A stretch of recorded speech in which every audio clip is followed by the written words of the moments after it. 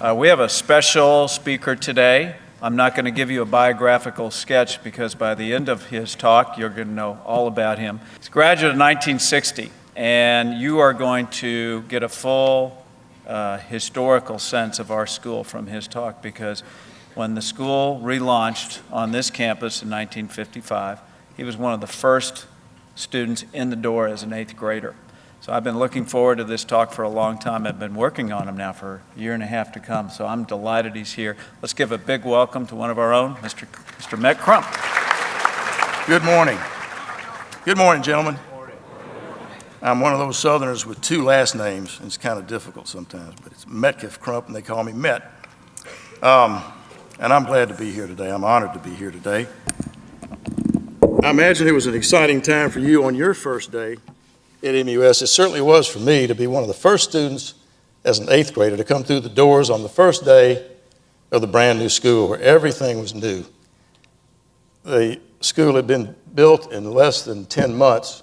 It had just been formed in 1954, the year before, and they barely had time to finish it by the first day of school. We could smell the fresh paint curing on the concrete block classroom walls. It was an exciting time because we knew we had the opportunity and the challenge to establish both the academic and the athletic reputation for the new MUS. We also knew, as you do, that we had an obligation to ourselves and to those who made sacrifices for us to be here, for us to do our best every day. We knew that an MUS education is expensive, but we didn't realize till later in life just how priceless it can be. So I'm honored that Mr. Sanders has invited me to share with you some pivotal events in my life here at MUS as an MUS student, and also to share with you the development of the campus over the years, as well as a glimpse into my life in art and architecture.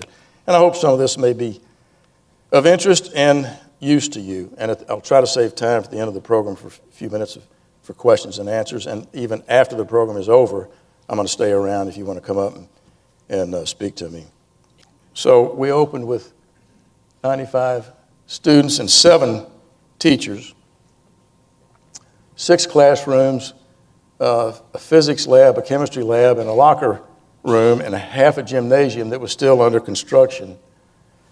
Today, you're fortunate to have a first-class art department led by Mr. Grant Berkey and others. Back then, it didn't exist, so the task fell to me to design the first covers of the Owl, and also the Owl's Hoot. I was tasked with drawing the owl and designing the banner for our newspaper, which I co-edited as a junior and edited as a senior. And with a paper staff of 25 of my classmates, schoolmates, serving as editor was one of my first opportunities to learn about leadership. So this was really an important experience that MUS provided me. And of course, you have so many more opportunities to learn leadership here. Today, you have the opportunity to sing and Beg to Differ, which has become really famous now here and in Europe, and to perform in various dramatic productions. I remember reading last summer about the seniors last year who put on their own productions. Back then, there was no such department except our French teacher, who was able to produce several plays involving about half of my classmates. Today, you have a superior music department. Back then, there was only our history professor, John Nail, who played Dixieland clarinet. And he suggested that he and I throw together a little quartet with a piano player from my class and a guitar player. We needed an electric bass, but I think they hadn't been invented, but they were still being developed. I still invite professional musicians to my house for jam sessions. And in February of 2010, when I heard about the first MUS Battle of the Bands, since all of my bandmates were deceased, I made a few phone calls and found a piano player, a guitar player, and a bass, electric bass, classes of 88, 89, and 90.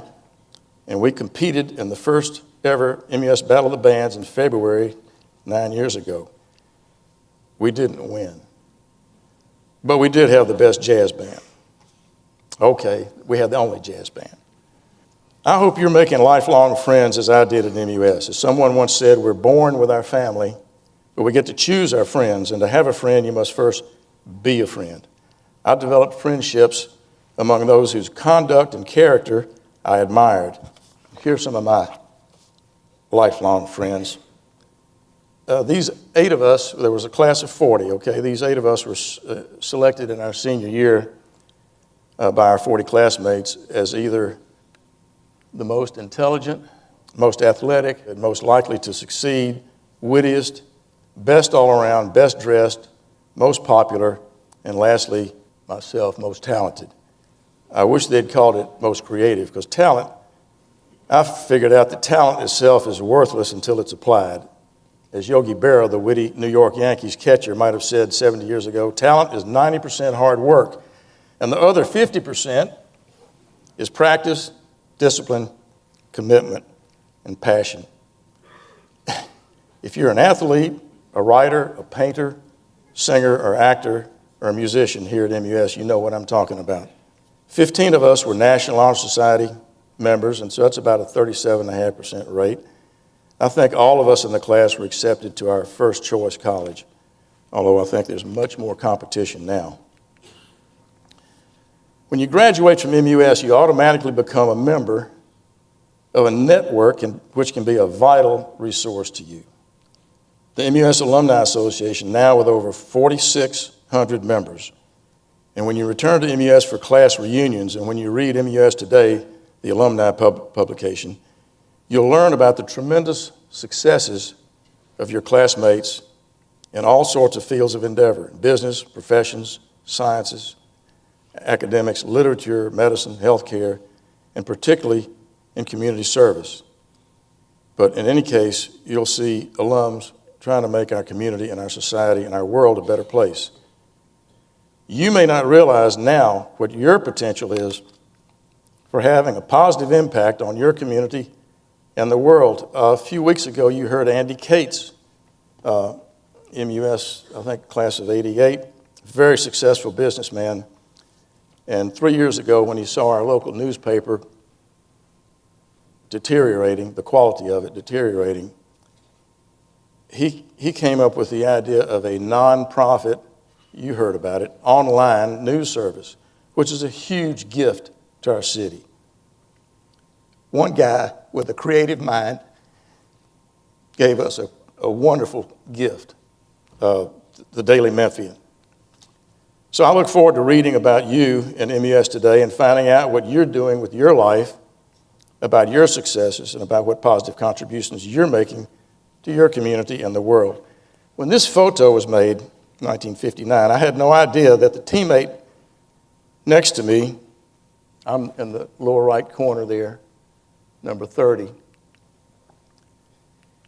that the teammate next to me, Fred Smith, would launch a corporation which would revolutionize the way the world does business by creating the air parcel industry himself, his creative mind, by forming FedEx in 1971, only 9 years after this photo was taken.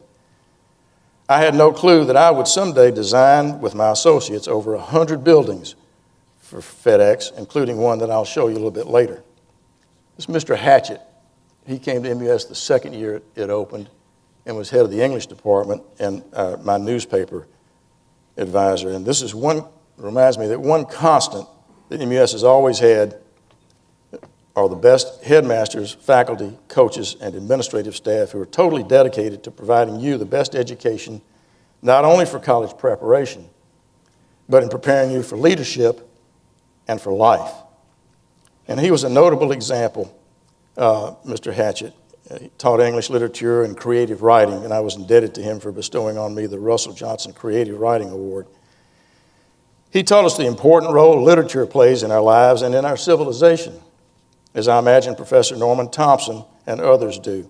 Mr. Hatchett had us spend the entire fall semester of our sophomore year concentrating on 2 Greek classics based on the story of the battles of Troy, Homer's Iliad and the Odyssey. And he really got us involved in those works. And at the end of the semester, he said, "Boys, who wants to go this summer and see the ancient ruins of Troy?" So 14 of us went on an 8-week trip, visiting 8 countries all the way to Istanbul and back, and spending a day at the ruins of Troy in Turkey. This trip was a monumental and pivotal event for me because having built the tree houses on Tuckahoe Lane when I was in PDS, and taking that as a sign from above that I was destined to be an architect. This first MUS tour exposed me to hundreds of important historic buildings. This is the Houses of Parliament, of course, in London. Buildings in towns which have stood the test of time, and this experience galvanized my own decision to be an architect. In other words, this first MUS tour, Europe, I made the decision about what my business career would be. So that's what MUS did for me in 1958. And then when we got to Paris, it was also pivotal for another reason, because I'd had a year of French as a sophomore, and after 4 days in Paris, I said to myself, "Self, you've got to come back to Paris and try to perfect my use of the spoken language and to study art and architecture there," and more about that in a little while. Switzerland, this is the Chateau de Chillon that Lord Byron wrote a poem about. I hope Mr. Thompson doesn't make you memorize it. It's 400 lines long. And then Venice, we went all over Italy. Here's Venice, magical city with nearly 0% auto congestion. That's St. Mark's Cathedral in the back. This is the Piazza San Marco. It's really the town square. It's one of the famous urban spaces in the world. And it is to Venice what Central Park is to New York, and what the Champs-Élysées and the courtyard in the Louvre Museum is to Paris. And on a much smaller scale, it is the same as the Morrison Courtyard is the town square of the upper school. At least that's the way I think of it. Now, we always try to behave ourselves on this trip in a real reserved and proper manner.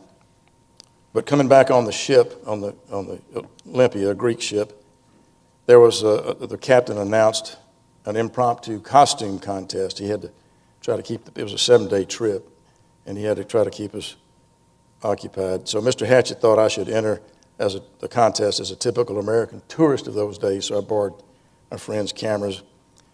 Some people have accused me of being sometimes a little too dramatic. I don't know where they get that idea. But this also reminds me that I think I learned here at MUS the importance of balance in life.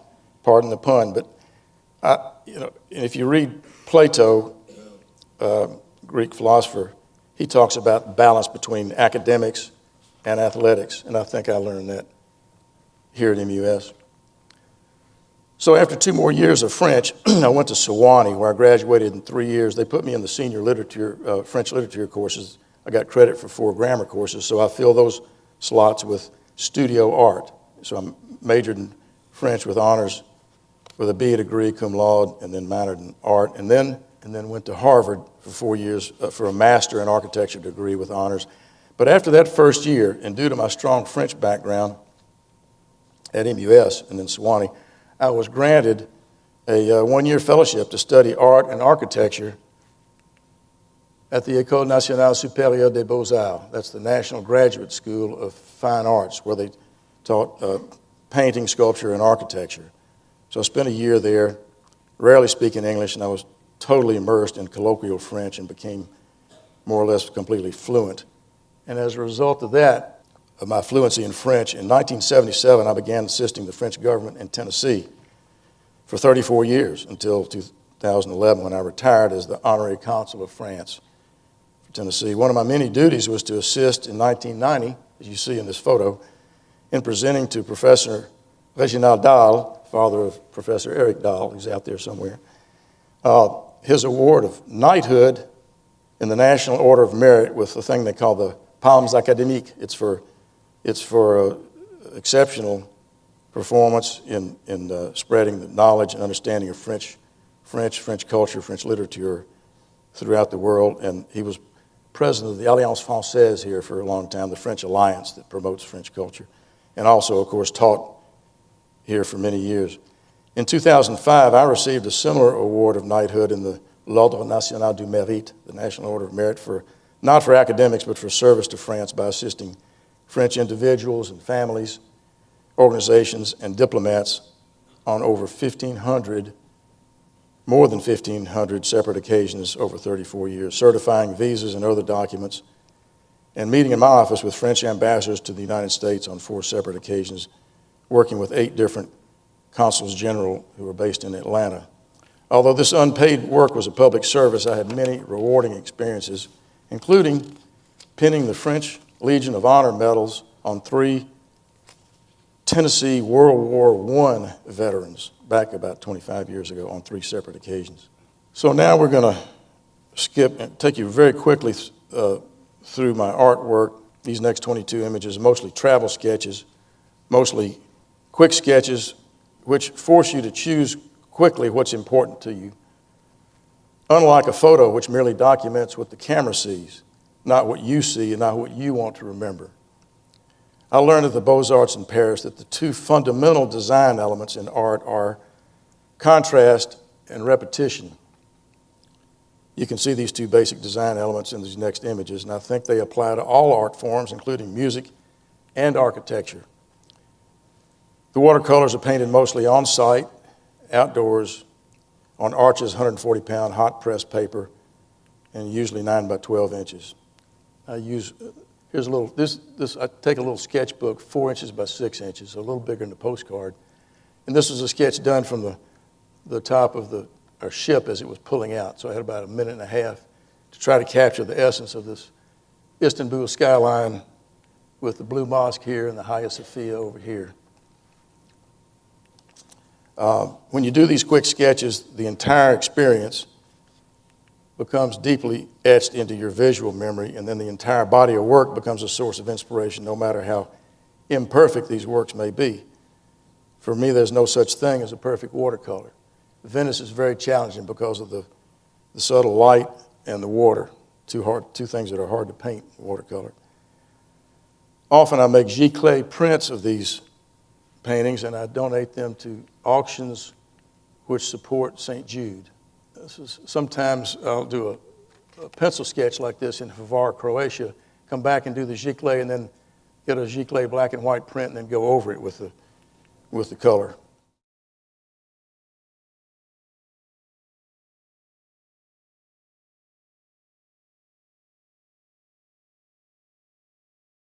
Now, let's talk about the MUS campus. This is the campus as it is now, with Ridgeway over here, Park at the top, Massey on the right, and the Hutchison campus at the bottom. So in red are all the new buildings since 1990. We started working on the Sue Hyde building in 1988. The sports facilities were totally inadequate. All the new teams that Bobby Alston has grown the sports program here tremendously. I think you have almost 3 times the number of interclassic sports teams as we had back then. But it was really necessary to have a new sports and physical education facility with locker rooms, separate locker rooms for football, basketball, and 4 or 5 of the other teams, plus a weight room, badly needed weight room, which is 60 by 60, 3,600 square feet. Once the building opened in 1990, it didn't take long, a year or 2 before there was a visible improvement in the physique of the football players, and I think that still goes on. So here's the 92-acre campus, and here's what it looked like the first day. The dining hall was right about where Mr. Lynn Askew's classroom is, which I donated part of the funds for in honor of my parents. Here are the 6 classrooms here, 2 science labs and a locker room.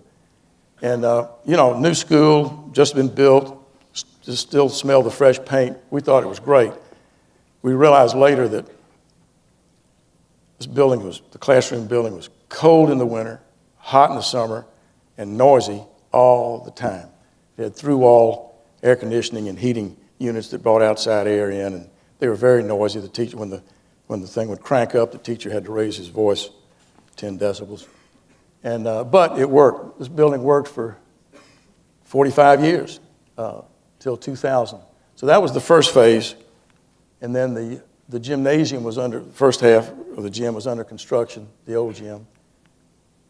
And then it was almost continuous construction, really. The school, by this point, had doubled or more, and the faculty went from 7 to 14, and then Coach Thorne's house was built. And then finally, This building was built 62, 63, the Hyde Chapel. The Hydes have been so good, Pitt Hyde, his family, so good to MUS, faculty houses. And then the lower school gym was built. And I'm glad they built it right where we needed to build the campus center, because this was not an outstanding building. It really wasn't big enough. It's kind of dangerous. And some of you are going to someday maybe hire an architect. You might be on a building committee of a church or school or corporation or whatever. And I just would suggest to you that you not try to build a building unless there's sufficient funds for it. So fortunately, we were able to tear this down later when we built the campus center. And here you see 1970, lower school, and the library. And we moved the tennis courts, built tennis courts down here because the library was built on a flat piece of land, which was, guess what? The original 2 tennis courts. So it was easy, it was inexpensive to build on it. So that was really done without any master planning. It was just, hey, we need a library, so there are the tennis courts, let's move the courts down the hill. Finally, a fine arts wing, Fisher Fine Arts, 20 years after the school started. And then the McCollum Science Center. And then the Sports and Physical Education Center, where I worked with my wonderful clients, Coach Jerry Peters and Coach Bobby Alston, athletic director. They knew exactly what they want and what they needed in terms of the locker rooms and all those functional things. And Coach Peters told me 15 years later, Matt, there's not a thing I would change. Now, lately there has been a change, and it's been a real positive one, the upgrading of the lobby under the direction of Mr. Sanders and assisted by consultants, my friends, Hazlitt Studio, whom I recommended, and they've done a great job on that renovation. So that's the biggest building really on the campus. It's 55,000 square feet. The total campus is roughly 300,000 square feet. So it's a big element. And a gymnasium really on its own wants to be a big box, a windowless box. You don't want windows because you don't want sunlight reflecting off the glossy floor into the eyes of the players. Very dangerous. So how do you take that big box and scale it down to human scale? Well, what I did is wrap the restrooms and the meeting room and this was called a hospitality room. It's also been used for board meetings. And here the office is back on this side. So that's a 1-story element up against the 2-story gymnasium, brings the scale down. I put these ribbons of white brick in here, soldier courses, bricks that are like this, to scale. I'm going to go back here to scale the building down.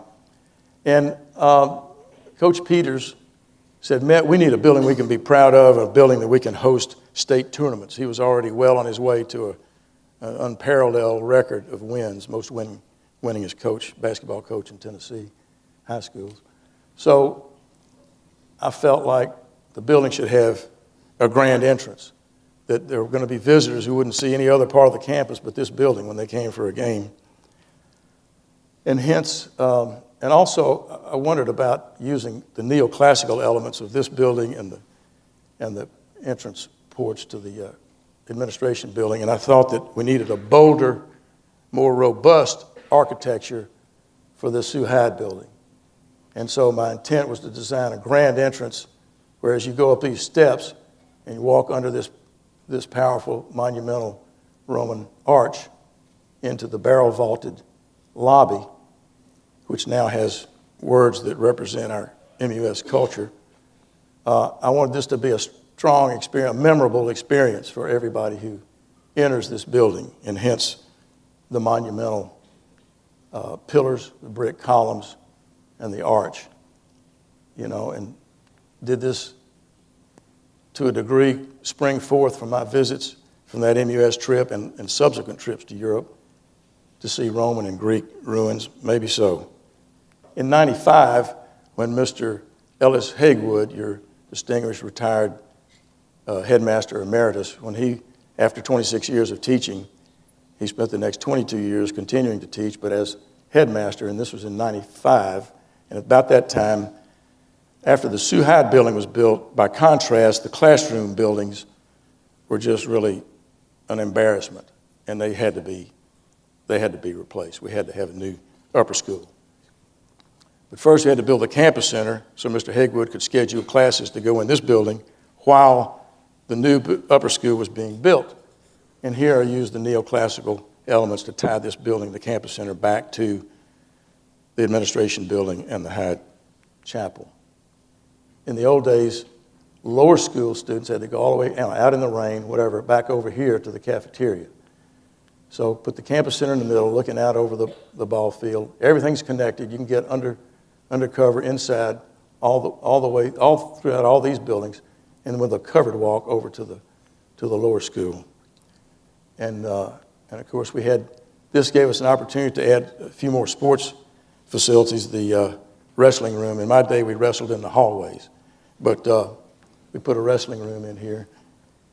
400-seat dining hall, and Mr. Hegwood told me that on the first day this room opened, the first day of lunch.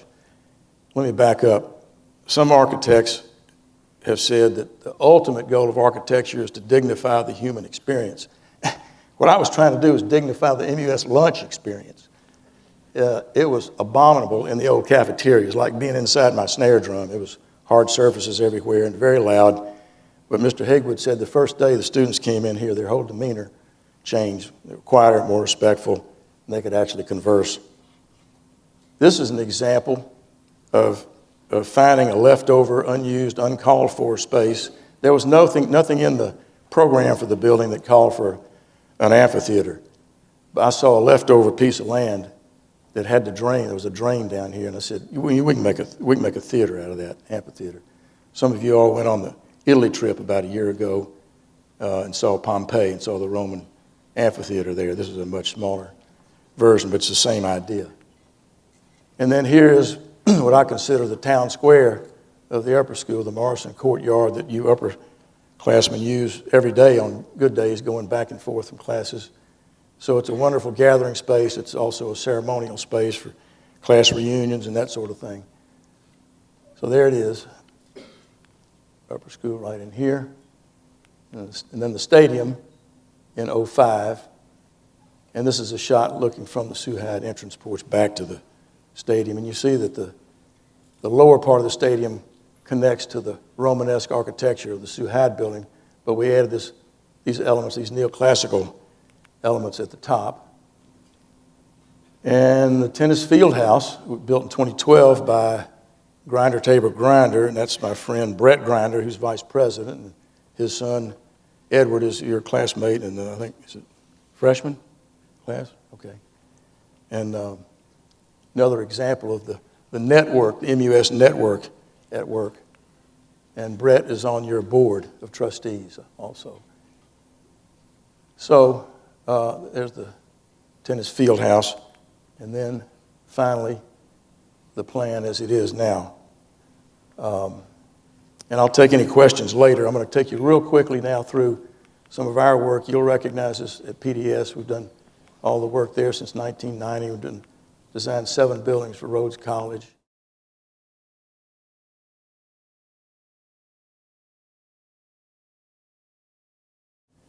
And international, we've done a number of corporate headquarters and about 20 office buildings. This building, also built by Grinder Tabor Grinder about 15 years ago, is a case where it was a design build and the contractors competed with each other, and Brett Grinder selected our firm because he had built about 200 to 300 of our office tenant improvement layouts, so we knew each other through that. Brett selected us to team with him to do this 170,000 square foot corporate headquarters building for Fred Smith. This is the last of the corporate headquarters here in Memphis. Other buildings, we do a lot of space planning, interior design, not just buildings. And the Halloran Center, I think some of you have been down to the Halloran Center, next to the Orpheum. And real interesting, this is an acoustically dead space. That is, all that sound absorption material there makes it a very dry space. There's no reflection, no no reverberation at all.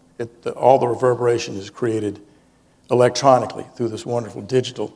We can make this space sound like a Gothic cathedral with a 7-second reverberation time if we want to.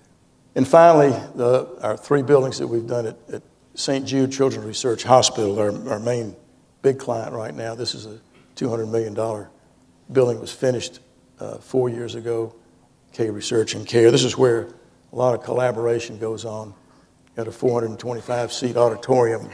And these breakout areas encourage collaboration among the scientists who are sharing ideas. And they can share ideas with other researchers throughout the world in this auditorium and in these meeting rooms. And this is the ALSAC headquarters. ALSAC raises all the money for St. Jude. It's the marketing company. They're about 1,000. We just finished this last year, this building. St. Jude's the largest healthcare charity in the country with 1.2, 1.3 billion a year raised by people in this building. And now, these last few slides, this is the Advanced Research Center. It's under construction right now. It's coming up out of the ground. It'll take another 2 years to complete. It'll house about 1,000 to 1,200 of the world's finest biomedical researchers. A great opportunity for any of you that are interested in the biomedical sciences to do something great for the world, really, to solve childhood cancers. And again, it's about collaboration. We try to design buildings that are inspirational to people to collaborate. This is my team of principals, been with me, 5 of us been together over 30 years, and the average tenure at my firm is 17 years if you discount the people we hired within the last 2 years. We're downtown. Some of you, I've mentored a number of MUS students and will gladly continue to do so, no matter what class you're in.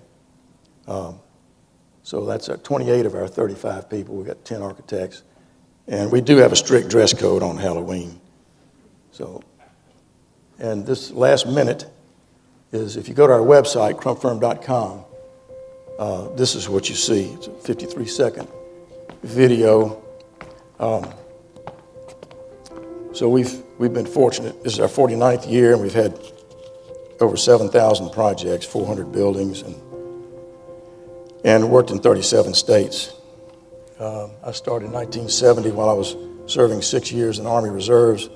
Founded the firm in 1970. I served under 4 mayors chairing the Memphis Business District Design Review Board downtown, and will be involved next week in planning and parking studies for downtown. Served as president of AIA Memphis, that's the American Institute of Architects, and AIA Tennessee, and 20 years on the national AIA. That's our building on the right, and we own the smaller building on the left there. I've supported MUS as a class rep, as a founding member of the Thorne Society, as an organizer of class reunion, and was named Alumnus of the Year in 2000 for helping to transform the campus. And I gave funds for Lynn Askew's classroom in honor of my parents. My dad graduated in 1930 and was one of the founders, and he was vice chairman of the new MUS. So I'll continue to mentor MUS students who may contact Mr. Sanders or ranking folks. And I'll be glad to discuss my business and how I survived 7 economic recessions in the last 49 years. And today, lastly, I'd like to announce a new scholarship, the Metcalf Crump MUS Study Travel Fund, which I'm going to fund, and we'll work out the details later, Mr. Sanders. So I'll be glad to take any questions, and I'll stick around if you don't want to have questions now. We can talk privately later. Thanks very much for having me. I appreciate it. Thank you. Thank you.